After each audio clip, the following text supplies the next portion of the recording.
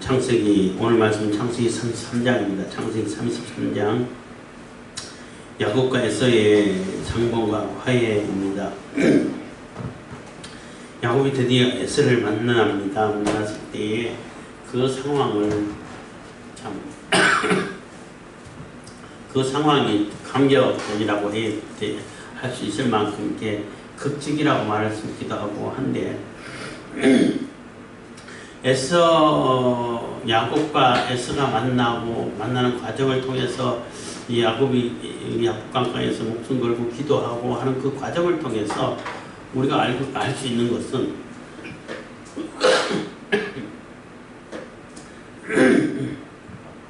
모든 문제는 하나님과의 관계가 회복이 되고 하나님과의 관계가 이렇게 온전히 맺어질 때에 근본적인 문제가 해결된다는 거죠.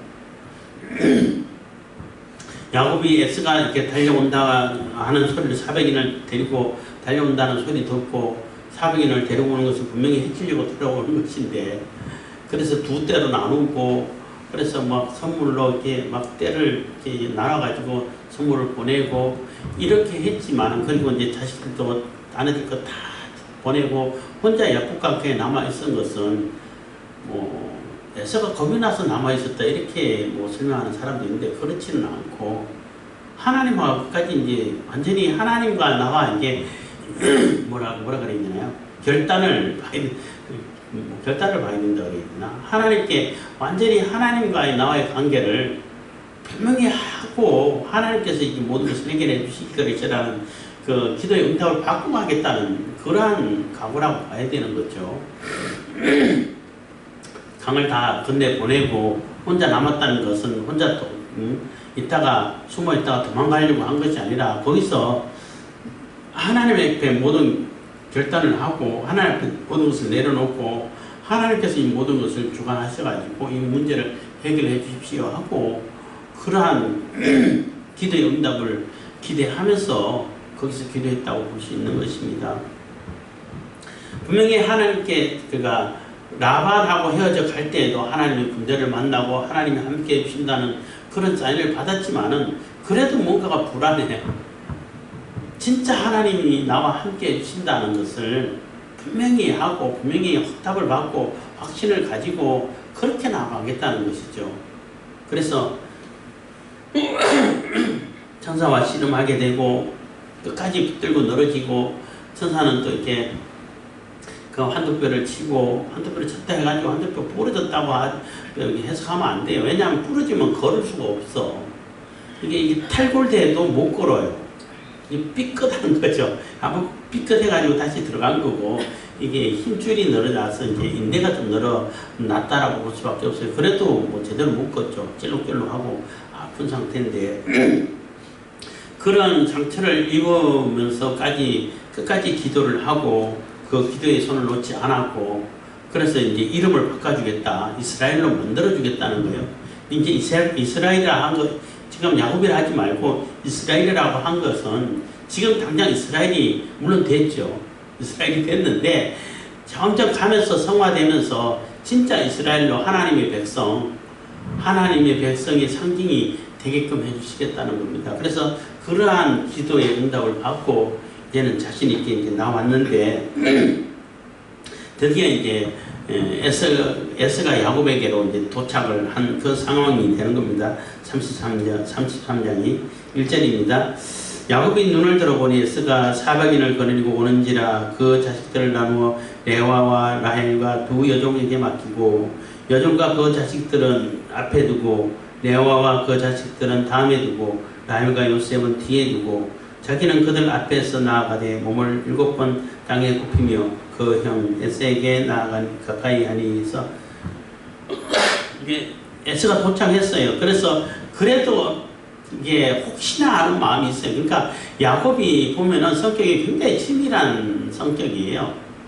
그래도 만에 하나 또 이렇게 또 해치게 되면 어떡할까.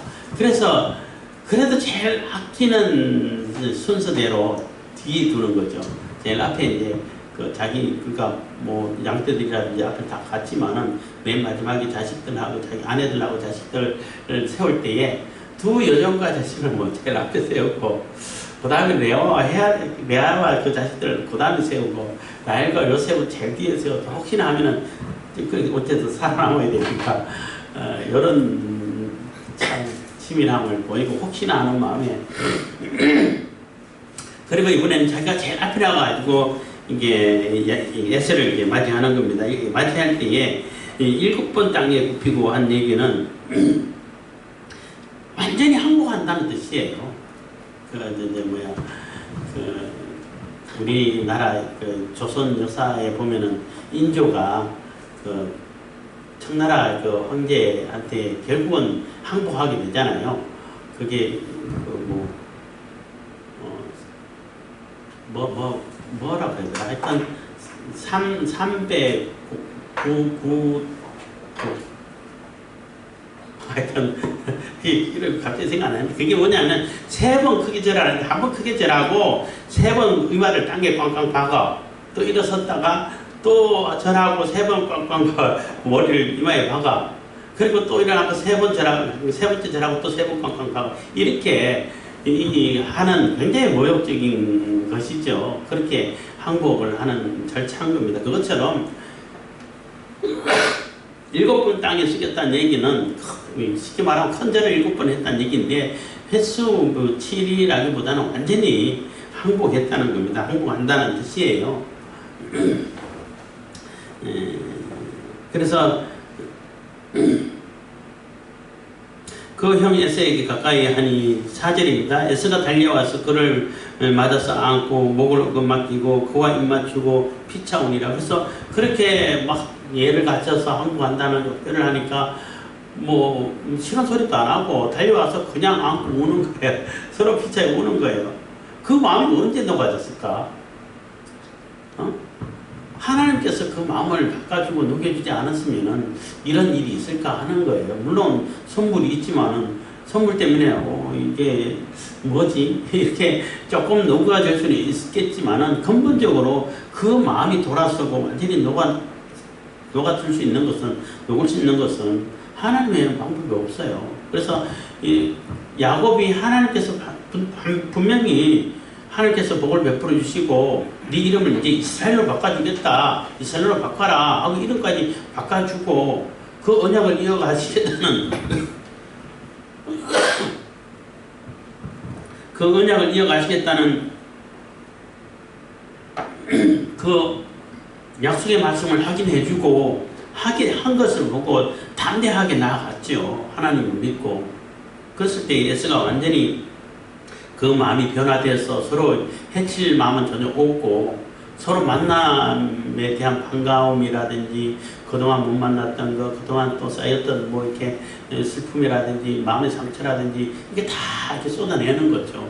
같이 말없이 울면서 그래서 같이 이제 울면서 이제 화해를 하게 되는 그러한 장면인 것입니다. 5절인데 에서가 눈을 들어 여인과 자식들을 보고 묻되 너와 함께한 이들은 누구냐? 야곱이 가로되 하나님이 주의 종에게 은혜로 주신 자식이니이다. 이게 누구냐? 왜 여자들과 애들이 그 애들이라 해봐야 르우벤이 한 17살, 19살 뭐 정도 됐겠죠. 그 정도 되지 않았을까 하는 생각 들어요. 20년 있었으니까 하여튼 그렇게 되고 그리고 뭐 뒤에 그냥 연연책으로 쭉 놔두면 조롱조롱하게 애들이 조롱조롱 다 있다는 거죠. 딸들도 있다고 했는데 딸들이 몇인지는 알 수가 없어요. 정확히 딸 하나는 디나는 기록되어 있으니까 알 수 있는데 그래도 딸 몇이가 있지 않았을까 이렇게 추측은 해요. 근데 디나는 왜 이름을 적어놨냐면 굉장히 디나로 인해 가지고 엄청난 그 환난을 겪잖아요. 역경을 겪고 굉장히 큰 사건이 벌어지는데 그래서 디나의 이름을 적었는데 어쨌든 아이들이 12명은 훨씬 넘죠. 아들들은 11명이지만은 자식들은 딸까지 합치면은 10명이 12명이 훨씬 넘는다는 겁니다. 12명이 넘는 거죠. 그래서 그 아이들이 조롱조롱 올라가니까 이 여니까 아이들이 누구냐고 묻는 거죠. 그러니까 하나님이 주의 종에게 내게 주신 은혜로 주신 자식입니다. 하나님께서 다 은혜로 베풀어 주셨습니다 하고 소개를 하는 겁니다. 6절 때의 여종들이 그 자식으로 더불어 나와 절하고 그래서 맨 앞에 세웠으니까 여종들이 나와서 그 자식들하고 절하고 그 다음에 레아도 그 자식으로 더불어 나와 절하고 그 후에 요셉이 라헬로 더불어 나와 절하니 에스가 가로되 나의 만난 바 이 모든 때는 무슨 까닭이냐 야곱이 가로되 내 주께 은혜를 입으려 함이니이다. 그래서 그리고 그거는 자식들은 자식들이고 오다가 한때가 오고 또 오니까 야곱이 선물을 주는 건 예물입니다. 또 한때가 또 오고 또 오고 한 뭐 몇 번이나 왔잖아요. 그래서 그건 도대체 뭐냐 왜 그렇게 하냐 했더니 그것도 이제 야곱의 나름대로 이게 뭐 지혜라고 해야 되나요? 잔머리라고 해야 되나요? 한 번에 다 보내는 게 아니라 나눠가지고 또 오고 하면은 그래도 혹시 마음이 녹아지지 않을까. 그래서 자기 나름대로 이제 한 것입니다. 어쨌든 그거에 대해서 그 때가 무슨 때냐라는 것을 묻는 거죠. 10절 야곱이 가로되 그렇지 아니하니이다. 아니니 8절 에스가 또 가로되 나의 만난 바 이 모든 때는 무슨 까닭이냐 야곱이 가로되 내 주께 은혜를 입으려 함이니이다. 9절 에스가 가로되 내 동생아 내게 있는 것이 족하니 네 소유는 내게 두라. 그래서 에스가 아유 나도 충분히 있어 걱정하지 마. 그 네 소유는 네가 가지 안 받을 거야. 이렇게 사양을 했다는 거예요. 사양하니까 야곱은 아유 절대 그렇지 않다. 10절 야곱이 가로되 그렇지 아니하니이다. 형님께 은혜를 얻었사오면 청컨대 내 손에서 이 예물을 받으소서. 내가 형님의 얼굴을 배운 적 하나님의 얼굴을 본 것 같사오며 형님도 나를 기뻐하심이니이다. 그래서 절대 그렇지 않습니다. 다 받아주세요. 형님 보니까 하나님 얼굴을 뵙는 것 같습니다.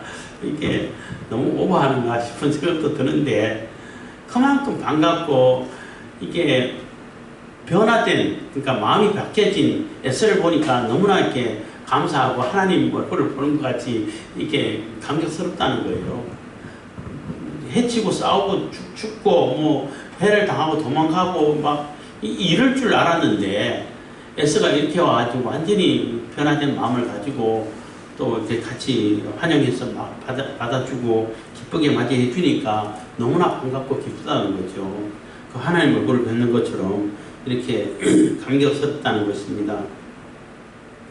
11절 하나님이 내게 은혜를 베푸셨고 나의 소유도 족하오니 청컨대 내가 형님께 드리는 예물을 받으소서 하고 그의 강권함에 받으리라 해서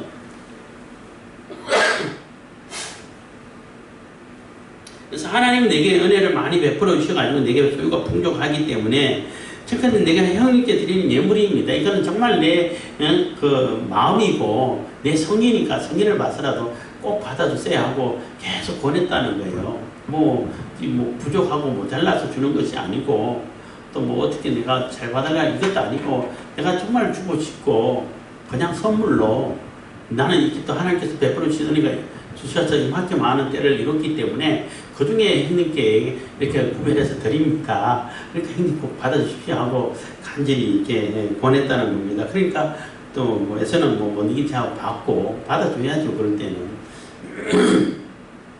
12절부터가 또 중요한 얘기인데 에서가 가로되 우리가 떠나가자 내가 너의 앞잡이가 되리라. 그래서 에서도 감격해가지고 와 이제는 동생의 보호자가 되겠다는 거예요. 내가 주변에 있는 부족들 다 이거 막아줄 테니까 해치고 뭐 침범한다 이런 사람 있으면 내가 다 싸워주겠다. 내가 앞잡이가 돼주겠다. 길잡이가 돼서 보호자가 돼서 갈 테니까 나랑 같이 가자 하니까 이게 또 부담스러운 거예요. 야곱에게 있어서는. 당장은 야곱 잘 생각해 보세요. 당장은 그게 이게 뭐 호위군이 있으니까 호위군사가 있으니까 다른 부족이 감히 뭐 쳐들어오지 못할 거다 이렇게 생각할 수 있는데 그렇지 않다는 거예요. 이게 처음에는 좋지만은 그게 시간이 좀 지나다 보면은 갑질로 변해져요. 우리나라 뭐 역사를 볼 때 임진왜란 왔을 때 명나라 군대가 와가지고 얼마나 갑질이 심했어요. 굳이 명나라 군사를 안 불러도 되지 않았을까? 임금만 조금 이렇게 머리를 쓸 줄 알고 대비할 줄 알고 조금 용감하고 자신감이 있었으면은 광해군을 제대로 믿어주고 그랬으면 굳이 명나라 군대까지 안 불러와도 됐을 거예요. 근데 명나라 군대를 불러와가지고 얼마나 갑질을 심하게 당하고 그 많은 여성들이 피해를 당하고 그 어마어마한 피해를 당했잖아요. 근데 그 계속 잡아둘라 그래. 왜냐하면 명나라 군대라도 있어야 자기 목숨이 보존될 것 같으니까. 근데 그 엄청난 피해를 당하잖아요. 그런 결과를 가져올 수 있다는 거예요. 물론 에서는 그렇게 하려고 하는 건 아니에요. 진짜 동생을 보호해주고 싶어가지고 이렇게 보호자가 되겠다, 앞잡이가 되겠다 이렇게 했지만은 야곱은 거절하는 거예요.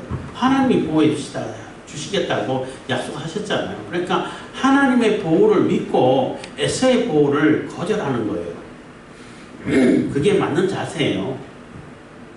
하나님의 보호하심을 믿으면은 내가 내 나름대로 또 보호 장치가 물론 있잖아요. 그것 더하기 하나님이 보호하시면은 보호가 돼.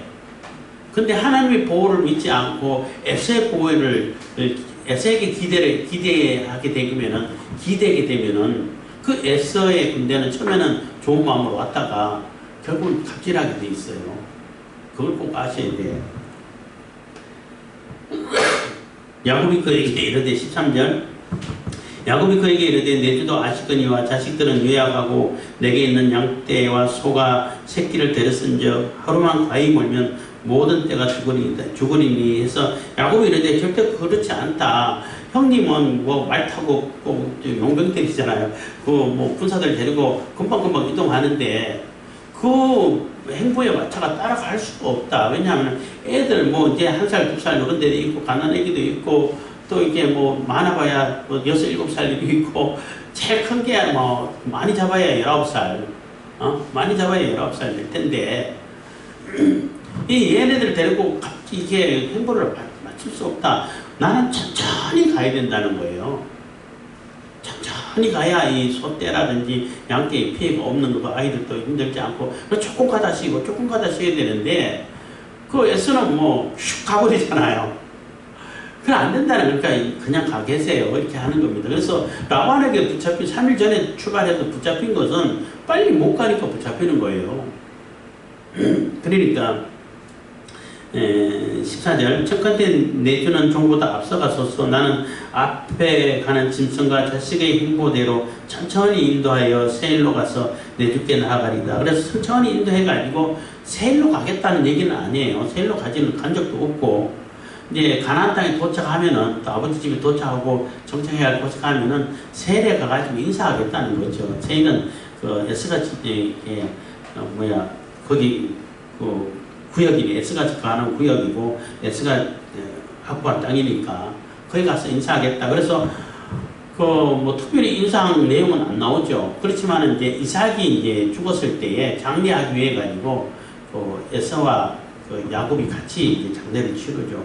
그때 아마 문안했겠죠. 그 전에 문안했을 수도 있고 문안하겠다는 것입니다. 세일로 가가지고 거기 머물겠다는 얘기가 아니라 그 가나안 땅에 가면은 세일로 문안을 드리겠다는 그런 뜻이라고 보시면 되겠습니다. 15절 에스가 가로되 내가 내 종자와 수인을 내게 머물리라. 야곱이 가로되 어찌하여 그리하리까 나로 내 주께 은혜를 얻게 하소서 하며 그래서 에스가 그래? 그렇구나. 그러면은 내 수하들 몇 명 용구만 사는 쌈살하는 사람들 남겨둬갖고 너 호위 군사를 해줄까? 아니라는 거예요. 그것조차도 거절한다는 거죠. 마찬가지예요. 이 사람들은 에서의 군사들이기 때문에 에서의 명령을 받잖아요. 근데 에서가 떠나가지 세일로 갔다 할지라도 이 사람 군사들은 야곱이 말을 안 들을 거 아니에요. 그렇잖아요. 뭐 이게 잘 해주고 돈 주고 이러면 좀 들을까. 그럼 또 나중에 갑질로 또 변질이 돼. 그리고 그 남아있는 그 군사들도 다 보내는 것은 하나님의 보호하심을 믿는다는 거예요. 물론 야곱도 뭐 자기 종들이라 해가지고 뭐 호위하고 또 같이 나름대로 이렇게 준비할 수 있는 그러한 체제는 갇혀 있죠. 물론 에서보다는 약하겠지만은 갇혀 있지만은 그것만 가지고 하나님이 보호하시면은 보호가 된다는 거예요. 하나님은 절대적으로 신뢰하겠다는 겁니다. 에스가 이렇게 베풀어주는 그 호의는 그냥 마음만 받겠다는 거죠. 그리고 그것을 거절하는 것이 지혜로운 게 그게 처음에는 좋은 의미로 했지만은 시간이 지나게 되면은 갑질로 바뀌어요, 자꾸. 그리고 내가 완전히 통제할 수 있는 군사도 아니고, 또 그럼 내가 이 군사들 네게 팔게 이랬으면 또 몰라. 팔지도 않을 거고, 그냥 SO의 명령 받는 그 군사들을 남겨두겠다 하면은 그게 굉장히 올무가 될 수 있어요. 그래서 이제 극구 사양을 합니다. 야곱은. 그래서 사양하니까 16절 1할에서는 세일로 해정하고 그래서 세일로 돌아갔다는 것입니다. 그래서 다 돌려보내고 야곱은 숫곳에 이르러 자기를 위하여 집을 짓고 짐승을 위하여 우리간을 지은 거로 그 땅 이름은 숫곳이라 부르더라. 그래서 숫곳에 도착해 가지고 거기서 아예 오랫동안 머물러 있었다는 거예요. 숫곳, 뭐 운막, 뭐 우리간 이런 뜻이 숫곳이라고 하는데 보통 자꾸 이동하게 되면 천막을 짓잖아요. 천막을 짓면 걷고 이동하기 쉬운데 우리간을 아예 그 고정된 게 우리간을 짓고 집을 짓는다는 얘기는 여기에서 정착하겠다는 뜻밖에 안 돼요. 그래서 아마 숫곳에서 한 거의 10년 가까이 아니면 10년 넘게 머물러 있었던 것 같아요. 그래서 그 이름을 숫곳이라 부르더라. 18절 야곱이 바단 아람에서부터 평안히 가나안 땅 스겜 성에 이르러 성 앞에 그 장막을 치고 그래서 또 거기서 어느 정도 머물러서 이제 안정이 되고 했을 때 다시 이제 세겜 땅으로 간 겁니다. 세겜은 이제 뭐 상수리나무 있는 아브라함이 거기서 단을 쌓고 하나님께 제사 드리고 하던 그 땅이라고 말할 수 있는데 그 장막을 친 밭을 세겜의 아비 하몰의 아들들 손에서 은 100개로 사고 그래서 아예 그 밭을 사가지고 이건 내 땅이라고 샀다는 거예요. 그것은 거기서 머물겠다는 것밖에 안 됐죠.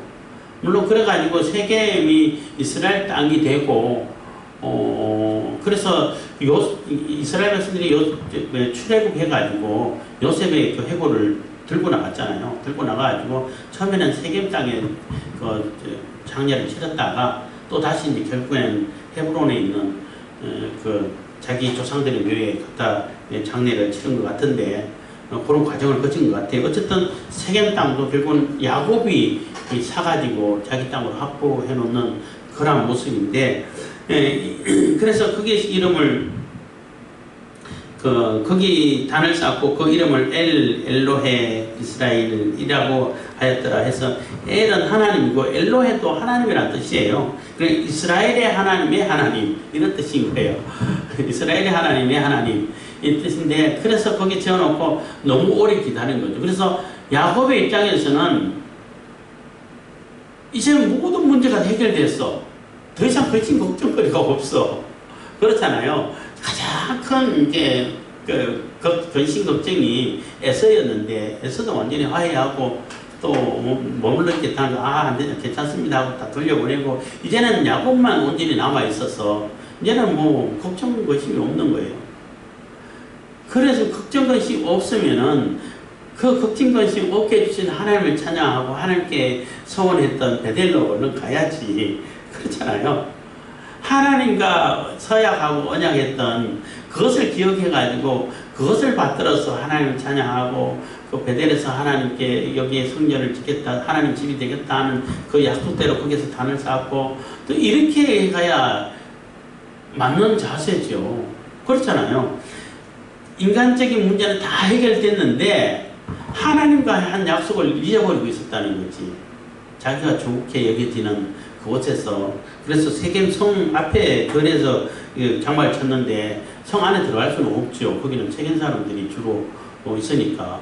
근데 거기 왜 성 앞에 거기서 쳤는지 물론 먹을 게 많고 풀들이 많고 양 목축하기 좋고 지내기 좋아서 있었다라고 볼 수 와지는데 그래도 하나님하고 한 언약 약속을 기억했어야죠. 그러니까 사람들이 늘 이렇게 얘기할 때 자주 나오는 얘기입니다만은 내게 근심 걱정 없고 평안할 때는 하나님을 안 찾아. 이게 가장 큰 문제예요, 사실은. 내게 가장 평안하고 근심 걱정 없으면 하나님을 더 열심히 찾아야 되는 거 아닌가? 그 원리상으로는. 그렇잖아요. 근심 걱정 없고 그러니까 평안한 마음으로 하나님께 즐겁게 찬양하고 하면 그게 맞는 것 같은데 평안하면 안 찾아. 무슨 일이 생겨야 하나님 찾아. 그게 사람의 어리석음이라고 볼 수밖에 없어요. 조금 지혜가 있으면은 사람이 좀 지혜로우면은 내가 평안하고 무슨 아무 일이 없고 무사할 때 아무리 일이 없을 때 그때가 사실 가장 행복한 때예요. 사실은 가장 좋은 때라고 볼 수 있어요. 그러면은 그 좋은 때를 하나님께 찬양하고 하나님 말씀을 묵상하고 하나님 말씀을 가지고 받들어서 살아가려고 하고 하나님 뜻을 실행하려고 하고 이런 데 신경 쓰고 고민을 해야 되는 게 그게 맞는 건데 그게 올바른 자세일 텐데 근데 사람들은 그렇지 않는다는 거죠. 평안하고 걱정 없으면은 하나님 잊어버려.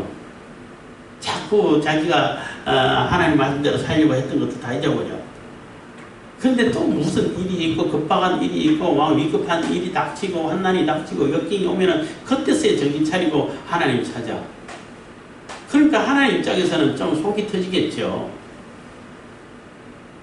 그래서 이게 뭐 어려움이 닥치지 않을 수가 없게 되는 상황이 되는데 그게 인간의 어리석음이라고 말할 수 있는 겁니다. 그래도 그 어리석음이라 할지라도 그런 환난을 닥치고 어려움이 당할 때에 하나님을 기억해가지고 하나님과 약속했던 그곳을 떠올려서 갈 수 있는 자라면은 그것 또한 이제 그나마 그래도 복이 있고 지혜로운 자가 되지요. 근데 아주 어리석은 자는 그래도 하나님을 알지 못하고 깨닫지 못하고 자기 고집대로 행하는 자는 더 이렇게 어리석은 자가 되는 겁니다. 그래서 우리가 생각할 때 어쨌든 모든 문제는 하나님과의 우리하고 관계가 정상적으로 될 때, 정상화될 때에 하나님과의 교통이 원활해질 때에 모든 문제가 해결돼요. 해결되면은 해결해 주신 그 하나님께 감사하고 기뻐하고 또 여기도 훨씬 더 많을 거 아니에요. 거의 의를 가지고 하나님 찬양하고 하나님 말씀을 실천하는데 거기에 우리가 집중하는 것이 가장 지혜로운 것이 지혜라는 것입니다. 그래서 그러한 지혜로운 모습으로 지혜로운 성도들이 다 되길 바라겠습니다. 기도하겠습니다. 사랑해 주님 감사합니다. 이 시간에 노래